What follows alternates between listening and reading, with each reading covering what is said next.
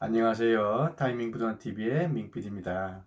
서울의 전철 역세권이나 대학가에 가보면 오피스텔, 근생 빌딩, 단독주택, 다가구, 다중주택 등의 풀옵션으로 몸만 바로 들어가서 자취생활이 가능한 전월세 원룸이 매우 많습니다. 이들 원룸들은 임대차 계약을 쓰기 전에 가계약을 하는 경우가 종종 있는데요. 보통 원룸 가계약은 원룸을 보고 와서 구두로 합의하고 선점의 목적으로 계약금의 일부를 가계약금이라고 해서 먼저 입금을 합니다. 하지만 이러한 원룸의 전월세에서 가계약은 좋은 매물의 선점이라는 일반적인 의미도 있지만 실제로는 부동산이나 임대인의 요청으로 떠밀려서 하는 경우가 많습니다.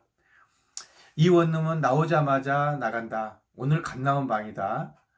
주말이라 손님이 많은 날이다. 아마도 오늘 중으로 다른 사람이 계약할 거다. 정말 싸게 나온 귀한 물건이다. 이런 식의 급박한 쇼핑몰 멘트로 계약을 유도하고 지금 계약이 힘들면 가계약금이라도 얼마 내고 가라는 그 부동산들 때문에 본의 아니게 내시는 분들이 있습니다. 원룸은 부동산들이 손님 잡아두기 위한 목적이 매우 큽니다. 물론 실제로 정말 좋은 매물일 수도 있긴 합니다만 원룸의 경우는 가계약금 입금을 하지 마십시오.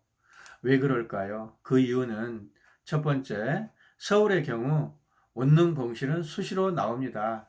신림동 원룸 나가 관악구 원룸의 경우만 해도 원룸 개수가 50개에서 60개 이상인 초대형 원룸 빌딩이 매우 많고 계약 만기나 중도 퇴실 등으로 공실이 한 건물에서도 매월 몇 개씩은 수시로 나옵니다. 즉 공실이 상시적으로 나오고 있어서 매물을 선점하기 위한 가계약금은 사실상 불필요합니다. 공실이 없어서 풀옵션 원룸을 못 구하는 일은 없다고 보면 됩니다. 두 번째, 가계약금은 임차인에게는 매우 불리합니다. 원룸의 경우 실제로 원룸 현장을 보고 진행하니까 매매 물건이 확정이 되고 계약금이나 매매 대금도 보증금 500에 월세 50 이런 식으로 계약의 중요사항이 다 합의된 상태라서 계약이 바로 성립을 합니다. 계약이 성립했으므로 임차인이 계약을 파기 시 가계약금은 당연히 돌려받기 어렵습니다. 간혹 가계약금 환불특약을 말씀하시는 분이 계시는데요. 환불특약이 있다면 선점 효력은 처음부터 없는 것이라고 보면 됩니다. 기본적으로 신의성실의 원칙에 위반한 것이라서 무의미합니다. 다시 반환 받으려면 언제 입금될지 맘 졸이고 나만 생고생합니다. 선점의 권리도 인정해주고 환불의 권리도 인정해주는 천사의 임대인은 세상에 없습니다. 내가 가계약금을 환불 조건으로 걸겠다고 말하면 그냥 가계약금 없이 다음에 계약할 때 입금하시라고 하는 부동산이 차라리 정직한 부동산입니다. 세 번째로 금액이 소액이라서 계약의 선점에 의미가 없습니다. 가계약금을 10만 원에서 20만 원, 물론 많게는 100만 원 정도 있긴 하지만 입주 기간이 멀거나 본 계약을 망설이면 임대인은 새 입주자를 찾고 언제든지 몇 푼 안 되는 가격값만 얼른 돌려주고 계약을 해제해버립니다. 그게 더 낫지 않겠습니까? 임대인 입장에서는요. 반대로 임대인이 월세를 더 많이 내겠다는 분에게 이중 임대차 계약을 해서 나와의 가격을 파기 시는 어떻게 될까요? 민법 제565조 해약금 규정에 따라 임대인은 임차인에게 배액 배상을 해줘야 하는데 현실적으로 내가 준 계약금 외에 배액 배상은 받기 어렵습니다.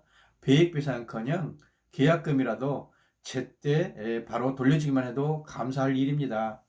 배약 배상을 해주지 않으면 소송을 통해서 받아야 하는데 그 금액이 소액이라서 역시 현실적으로 소송 비용과 소송 시간이 더 들어갑니다.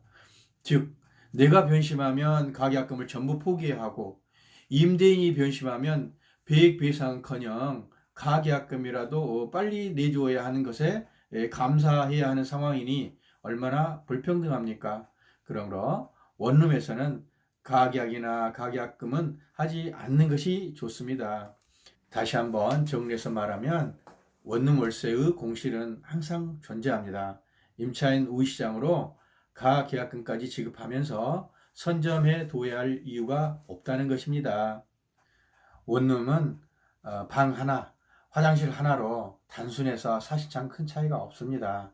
가위면 가격, 위치, 면적을 기준으로 특별히 선호하는 개인 취향이 있다면 예를 들어서 채광이라든가 치안 상태, 뭐 인덕션 대신에 가스레인지 있는 것 이런 것을 중요시하는 그 조건을 얹어보면 자동적으로 방은 결정이 됩니다. 정말 정하고 싶은 원룸을 봤다면 바로 가계약금 대신 본계약을 쓰십시오. 계약서 쓸 시간이 없다든가 계약금이 부족하더라도 중요사항을 합의하시고 부동산한테 메모라도 작성한 후에 계약금을 입금하세요. 그것은 곧 본계약입니다. 실무 현장에서 원룸 계약을 하다 보면 임대인과 임차인이 함께 모여서 계약서를 작성하기 어려운 경우가 대부분입니다. 특히 임대인은 현지에 거주한 경우보다는 멀리 사시는 경우가 많아서 계약할 때마다 시간 맞춰서 오기가 어렵습니다. 보통 위임을 하거나 며칠 뒤에 오셔서 별도로 계약서에 서명 날인을 합니다.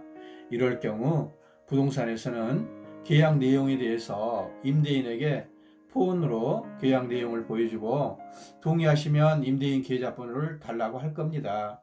이렇게 해두면 문자나 계약서 사진이라는 증명이 확실하게 있으니까 계약서로서의 안정적인 역할을 합니다. 꼭 이렇게 하시기를 추천합니다. 제 지식과 정보에 오류가 있다면 폭풍 지적질 겸허히 받겠습니다. 궁금한 사항은 댓글 주시면 부지런히 답변 드리겠습니다. 도움이 되셨다면 구독과 좋아요 부탁드립니다. 감사합니다. 폭풍? 잘했지? 잘했어. 폭풍 뭐야 그게? 폭풍 지적질. 무슨 소리인지 모르겠어. 폭풍만 알겠어. 폭풍 지적질이라고 하지 마요. 그냥 폭풍 뭐 지적 부탁드립니다. 이렇게 지적질이 난 뭐 근데 그렇게 영어로 쓰더라고. 그러면 폭풍 지적질 이러다가 지적질 하지 말고 그냥 폭풍 지적 많은 지적 부탁합니다. 이렇게 쓸까? 그래 그렇게 해.